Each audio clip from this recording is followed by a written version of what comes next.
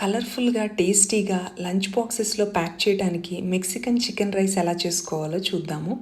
దీనికోసం boneless chicken తీసుకుని ఉప్పు కారం పసుపు వేసి ఆయిల్లో ఫ్రై చేసుకోవాలి. ఒక 5 మినిట్స్ ఫ్రై చేస్తే ఇవి కుక్ అయిపోతాయి. ఇందులోకి నేను క్యారెట్ అలాగే స్వీట్ కార్న్ వేసుకుంటున్నాను. ఇవి ఫ్రై అయ్యాక ఆనియన్స్ కొంచెంగా గ్రీన్ చిల్లీ టమాటా కూడా వేసి ఫ్రై చేసుకున్నాక green red yellow capsicum pieces వేస్తే కలర్ఫుల్గా ఉంటుంది.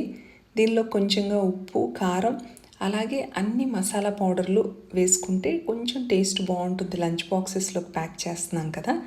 ఇవన్నీ వేసి ఫ్రై చేశాక కుక్ చేసుకున్న రైస్ వేసుకోండి. నేను సోనా మసూరి యూస్ చేస్తున్నాను. మీకు ఏది కావాలి అనుకుంటే అది యూస్ చేసుకోండి.